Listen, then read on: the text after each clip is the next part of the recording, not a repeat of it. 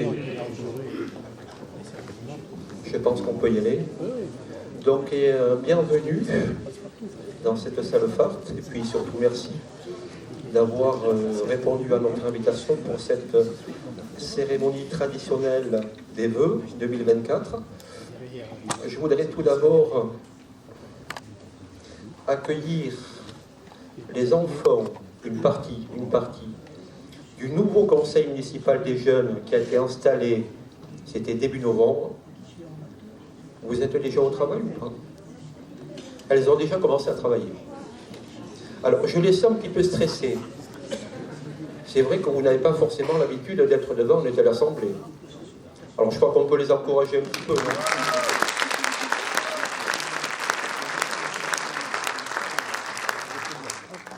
Je voudrais bien sûr remercier en même temps Monsieur le député Lionel Cos, Monsieur le président de la communauté Pierre Frousteil, et puis l'ensemble de nos deux conseillers départementaux, Sylvie Bergerot et Jean-Luc, qui se cachent d'Elpège, qui se cachent au fond, et puis les maires ici présents de Sermian-Santiros, d'Angresse, de Bénès et d'Ox. Merci beaucoup d'être avec nous ce soir. Bon, alors, j'ai prévu un temps de parole qui n'excédera pas 1 heure. Qu'est-ce qu'il y a? C'est trop court? S'il vous plaît. Première question pour lancer le débat. Comment vous trouvez la carte de vœux 2024? Comment vous la trouvez? Moi, j'avais un avis un peu partagé, mais tout le monde me dit que c'est très bien. Par contre, je tiens à préciser qu'au départ, il n'était pas prévu l'estacade du 24. Je me suis dit que c'était une grave erreur. Et donc, elle a été rajoutée. Faire l'estacade, ou en tout cas le phare de l'estacade. Bon, donc ça fait consensus, alors. Bon, vous le savez, la tradition des vœux, c'est effectivement de faire un petit retour en arrière, de dire ce qui s'est passé, et puis évidemment de parler de la nouvelle année qui s'ouvre. Donc je vais me plier à la règle, mais vous me permettrez de le faire assez rapidement pour rappeler donc ce qui a été fait l'année 2023, qui vient de s'achever, et beaucoup de choses, vous le verrez, Monsieur le Président, en lien avec la communauté. Et déjà par commencer les travaux de voirie, donc je vais aller assez vite pour que ce ne soit pas trop fastidieux. L'avenue de Verdun, totalement réhabilitée, la place de la Marine, quartier de la Plage, l'allée des Bécasses. Ça, c'était la partie voirie. Hein. Et puis on verra qu'il y a d'autres programmes qui arrivent là dès cette année. Sur les équipements sportifs, Loulou, où est-il? Donc on va rappeler quand même la création du terrain synthétique et de la piste d'athlée. Et puis on a profité d'être labellisé, comme d'ailleurs la commune de Souston sur le territoire de Max, centre de préparation au JO, pour récolter un petit peu d'argent, ce qui nous a permis de commencer, ce sera terminé très rapidement, notre salle dite haute performance de préparation physique, qui nous permettra, c'était un équipement qui nous manquait, de compléter le dispositif pour être en mesure de recevoir des équipes de haut niveau, ce qui est notre intention, notre ambition, mais qui servira aussi bien sûr aux clubs locaux, ça va sans dire. Et avec un autofinancement, enfin un financement, et notamment de l'État, de l'ANES, qui nous a permis d'obtenir plus d'autres, par la communauté notamment, par le conseil départemental aussi, d'obtenir 80% de subventions. Donc on s'en est plutôt bien tiré. Et puis je n'oublie pas, Monsieur le Président, les paddles du tennis club du Gaillou, qui ont été effectivement aussi réalisés. Sur les équipements scolaires, donc on a totalement, Céline, réhabilité, transformé la cour d'école de la maternelle à Saint-Exupéry, qu'on a inauguré très récemment. Je profite de parler du scolaire et de la jeunesse pour dire aussi que nous avons créé le LAEP à la crèche, lieu d'accueil enfants-parents, qui connaît, je crois, ça marche bien. Ça marche très bien. Sur le volet environnemental, Françoise, nous avons donc lancé, ça va se poursuivre cette année, donc les études de restauration du Marais de la Pointe, et puis 2 dossiers très lourds qui nous ont occupés Beaucoup en 2023, c'est tout d'abord la stratégie littorale, de défense du littoral. Donc on a engagé un deuxième plan d'action qui va se dérouler jusqu'en 2027. Et nous avons obtenu, c'était en fin d'année, le label Ville et Village Fleuri, une fleur, mais on va remettre le couvert sur la table pour obtenir dès cette année la deuxième fleur, qui, je crois, est méritée, n'est-ce pas? Et puis nous allons travailler cette année, j'anticipe un petit peu, sur une charte de l'arbre en milieu urbain. Sur les solidarités solines, donc là aussi un grand travail a été fait puisqu'un plan stratégique a été élaboré sur le CCS, le Centre communal d'action sociale, avec un plan d'action derrière. Et donc on va commencer, ou on a déjà commencé donc, à mettre en œuvre ce plan d'action. Je n'oublie pas aussi, je le relis un petit peu, même si ce n'est pas véritablement la commune qui a été aux commandes, mais on a été un petit peu facilitateur pour se réjouir de l'implantation en Cabreton de SOS Médecins. Je pense apprécier de beaucoup, ce qui nous permet d'avoir une offre de soins 24 heures sur 24, et notamment sur la période dite, je crois, de nuit profonde, entre minuit et 8 heures du matin, ce qui, effectivement, manquait à nos populations. Et pas que le Cabreton, évidemment.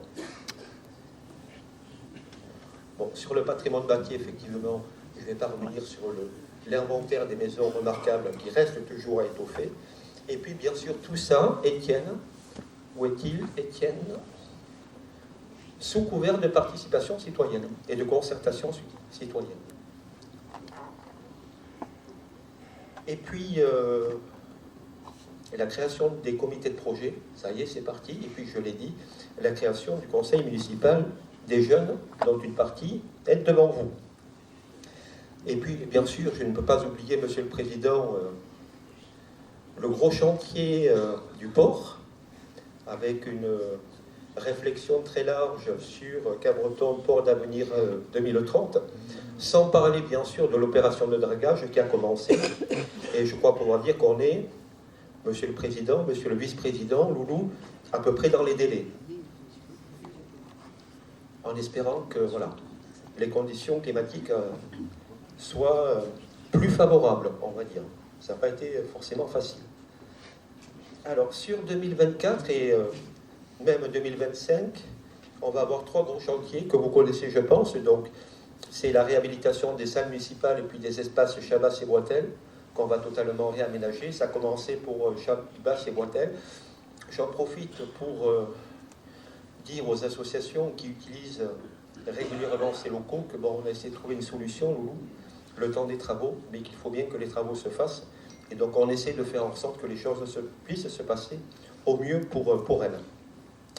2 gros chantiers, donc c'est le marché couvert, bien sûr, réhabilitation totale du marché couvert et des abords. Une réunion publique de présentation a eu lieu. Je pense que le projet est apprécié. Et puis bien sûr, c'est l'avenue Pompidou.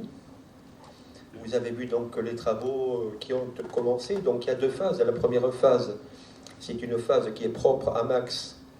Et puis la seconde, donc, qui va durer jusqu'à avant cet été.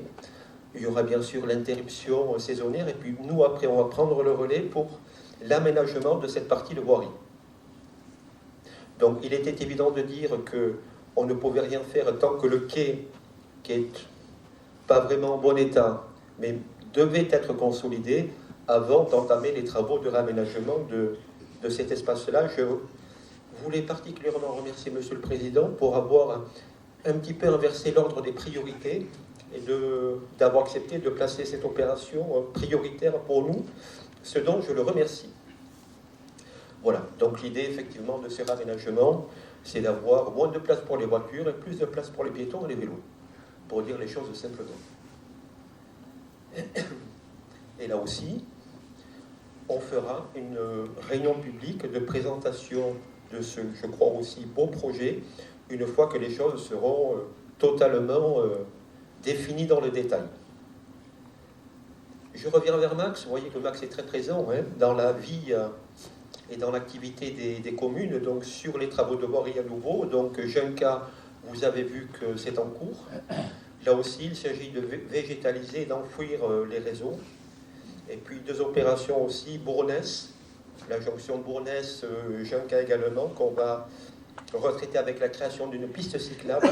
Et un point important aussi, c'est l'Artigot, qui, je crois, qu'il était nécessaire de traiter, particulièrement avec une piste cyclable d'entrée de ville qui permettra de nous raccorder donc au boulevard des Cigales ou bien au boulevard pour aller jusqu'au centre-ville. Je vais citer après un petit peu pêle-mêle d'autres opérations que nous allons conduire. Les travaux de restauration des peintures murales de l'église, gros chantier qui va s'étaler sur plusieurs années avec une première tranche d'urgence dès cette année. Bon, je passe sur les rénovations de la salle du conseil qui en a aussi besoin, le ravalement du château d'eau, et puis bien sûr toujours des travaux de rénovation énergétique, parce qu'il faut faire des économies d'énergie sur les bâtiments communaux, et particulièrement sur la médiathèque et sur le groupe scolaire Saint-Exupéry. Et puis je n'oublie pas, Céline, aussi, en plus du live dont je parlais, l'ouverture prochaine, après la saison de la MAM, d'une maison d'assistante maternelle qui permettra de conforter un petit peu l'offre existante. Et puis on travaille également sur la création, en complément de la journée du gouffre, d'un forum, alors je ne sais pas comment on va l'appeler, du littoral ou de l'océan, et je pense qu'on fera ça, Jean-Luc, en concertation avec les communes de Source-Segor et de la Benne. Hein. L'idée c'est un petit peu ça, puisqu'on est effectivement aussi impliqué les 3 communes dans la stratégie littorale. Et puis aussi des travaux, il ne faut pas l'oublier, à notre camping de la Civenne, des travaux d'abord sur la piscine, et des travaux aussi relatifs à l'extension de l'aire d'accueil des travailleurs saisonniers, dont on sait que c'est quand même une grosse problématique sur le territoire. Bon, vous voyez donc pas mal de choses qui ont été réalisées, mais aussi beaucoup de choses qui nous attendent. Alors c'est vrai que ça fait lourd, c'est lourd, ça fait beaucoup, ça mobilise beaucoup les énergies des élus et des services. Mais ce que je voulais dire, c'est que si on fait tout ça, c'est parce qu'on peut le faire. Je veux dire financièrement. C'est vrai que nous avons, comme on a l'habitude de dire, une saine gestion des finances de la ville qui nous permet d'avoir une capacité d'investissement qui est importante. Je veux simplement rappeler 2 choses. La première, c'est que s'agissant des impôts locaux, comme on dit, qui aujourd'hui, pour les résidents cabretonnais, comme partout, enfin partout, oui, partout ailleurs, sont donc limités à la taxe foncière, hein, puisque la taxe d'habitation a disparu pour les résidences principales, c'est que nous n'avons pas augmenté les taux de la ville depuis 5 ans. Et nous ne les augmenterons pas non plus cette année. Je parle des taux. Et de la même manière, nous n'avons pas emprunté, la ville n'a pas emprunté depuis 4 ans. C'est ce qui nous permet effectivement d'avoir une certaine aisance dans effectivement la politique d'investissement que nous menons. Et puis on n'est pas seul pour financer ces opérations. J'ai parlé de la communauté, mais pas que. Même si la communauté joue un rôle important, ce sont tous nos partenaires institutionnels. La région, le département, que je remercie également, et l'État, qui vient abonder aussi nos programmes d'investissement. Donc voilà, ça fait beaucoup de choses. Mais je pense qu'il faut se féliciter de la bonne santé financière de la ville qui nous permet d'être ambitieux, même s'il faut toujours avoir une ambition mesurée et raisonnée, pas une ambition déraisonnable. Donc nous avons, voilà un petit peu pour ce qui nous attend cette année et certainement aussi en 2025. Et puis je voulais revenir un petit peu en arrière sur l'année 2023 pour rappeler que nous avons vécu aussi, donc là je change un petit peu de chapitre, même beaucoup, de beaux moments que nous avons vécu ensemble. Les festivals bien sûr, Claire, Festival du Conte, Festival du Jazz, la fête de la mer traditionnelle avec la communauté, Loulou, le forum des associations qui a lieu tous les 2 ans, un beau moment aussi qu'on a vécu, on était combien, 1500, Cap en Rose. Cap en Rose, une belle œuvre aussi. 1500, nous étions l'année dernière. On a vécu la journée du gouffre, qui elle aussi a lieu tous les 2 ans, avec le 5e anniversaire du jumelage avec la ville de Nazaré et en présence de monsieur le maire de Nazaré. Et puis bien sûr, on a terminé traditionnellement avec la Tourelle. Qui était présent à la Tourelle l'année dernière, le 24? Ouh, ça fait pas beaucoup, hein. Donc on peut faire mieux. Ouais. Bon, on n'était pas très nombreux pour la Tourelle. Hein. S'il y avait beaucoup de monde. Il y avait beaucoup de monde. Bon, tout ça pour dire que ce sont des moments, comment dire, des moments chaleureux qu'on aime partager. Et c'est ça aussi qui fait l'identité de Cabreton, qui fait que Cabreton est une ville qui vit, une ville qui respire, une ville dynamique, mais aussi une ville humaine, solidaire et citoyenne. C'est le Cabreton qu'on aime, en fait. Je vais presque dire humaniste. C'est ça? Bon. Alors, pour terminer, bien sûr, les remerciements. Parce que tout ça se fait grâce à l'addition des forces, si je puis m'exprimer ainsi, des forces et des compétences, mais aussi des bonnes volontés. Je voulais bien sûr tout d'abord remercier les élus du conseil municipal, et particulièrement les élus de la majorité, qui s'investissent beaucoup dans les dossiers au quotidien, et qui s'investissent et tiennent aussi dans la concertation.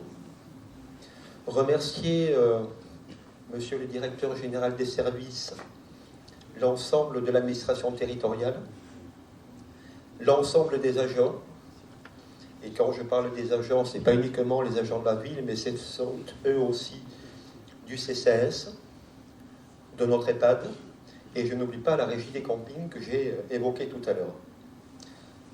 Je voulais remercier également, ils sont présents, les forces de sécurité, qui œuvrent donc toute l'année.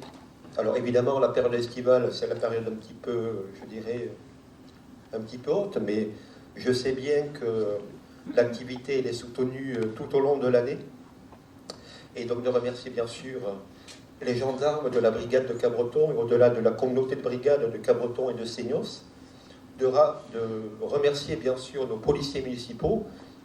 Les deux travaillent ensemble de manière très serrée, de par la convention de coordination que nous avons avec la gendarmerie, et c'est bien comme ça, il faut continuer. Et puis bien sûr, je n'oublie pas nos sapeurs-pompiers, professionnels et volontaires du centre de secours de la côte sud à Cabreton, capitaine. Je veux aussi remercier les agents économiques. Moi j'étais agréablement surpris. Quand je parle des agents économiques, c'est tous les agents économiques, mais particulièrement remercier les nouveaux commerçants qui se sont installés en centre-ville. Il y en a pas mal, et qui le plus souvent sont ouverts à l'année. Ça veut donc dire que c'est bien, ça va dans le bon sens, il faut faire toujours plus pour faire en sorte que notre centre-ville vive à l'année, mais c'est un défi difficile. Et puis c'est un défi aussi qui prend du temps, mais je crois qu'on est sur la bonne voie. Et c'est plutôt rassurant pour moi. Et puis bien sûr, de vous remercier, vous, les associations. Vous êtes, comme on a coutume de dire, les forces vives de la cité, et c'est vrai. On a plus de 150 associations à Cabreton, 155 je crois, qui cumulent 3200 adhérents. Donc c'est tout à fait considérable. Alors, Cabretonnaises et Cabretonnais ou des communes avoisinantes, hein, mais c'est très bien. Et donc de les remercier parce que c'est grâce à vous, grâce à notre tissu associatif très très riche, il y en a pour tous les goûts, pour tous les âges, pour toutes les bourses, qu'on arrive effectivement à maintenir, à consolider ce lien social, ce bien vivre ensemble auquel nous sommes tous profondément attachés. Et puis au-delà de ça, c'est aussi de vous remercier pour participer d'une manière générale à l'animation de la ville et particulièrement certains événements, le dernier en date étant le Téléthon. Hein, voilà. Donc un grand merci à vous pour tout ce que vous faites au quotidien et puis à travers vous, c'est aussi bien sûr de remercier l'ensemble des bénévoles. Parce que c'est pas facile de travailler dans une association, c'est du temps, de l'énergie, on est même parfois soumis à la critique, comme quoi il y a celui qui ne fait rien, qui ne peut pas être critiqué, c'est comme ça. Peut-être que c'est l'esprit français, je ne sais pas, j'en sais rien. Mais en tout cas, un grand merci à vous. C'est vous aussi qui faites vivre pour beaucoup la cité de Cabreton. Et j'ai toujours dit, je me répète un petit peu, en disant que notre première richesse à Cabreton, c'est vous. C'est vous. Voilà ce que je voulais vous dire, chers amis.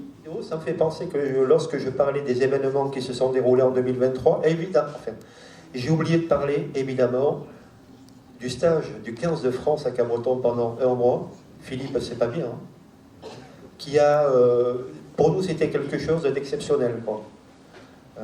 D'abord l'honneur d'accueillir cette équipe, même si la fin était un petit peu prématurée. Beaucoup de déceptions, bien sûr, qui étaient à la hauteur des attentes, hein, bien sûr, mais c'est la dure loi du sport, c'est comme ça. Il faut l'accepter. Et donc c'était vraiment quelque chose de super pour nous, parce que, hormis le fait qu'ils soient là, qu'on puisse les côtoyer de près, c'était aussi en termes de retombées médiatiques, quelque chose d'exceptionnel pour la ville de Cabreton, et pas que, pour tout le territoire terre de rugby. Et donc c'était un grand moment. Et puis je n'oublie pas bien sûr la préparation de celles qui sont devenues championnes du monde, l'équipe féminine de hand, et que en 2024, donc nous aurons la chance de les recevoir à nouveau, cette fois pour la préparation au JO, l'équipe de France féminine de hand, l'équipe féminine de hand de Norvège, grosse cylindrée également, et nous recevrons le rugby, cette fois pas le 15 de France, mais l'équipe de France à 7, avec un certain monsieur Antoine Dupont. Je pense qu'on va vivre des moments intéressants, et dont on aura l'occasion de reparler. Voilà. Donc, écoutez, une fois de plus, merci de votre présence. Je vous souhaite, à vous et à vos proches, mes meilleurs vœux, et une très belle année 2024. Et puis, je vous invite maintenant à nous retrouver à la salle Océane pour le verre de l'amitié. Merci beaucoup.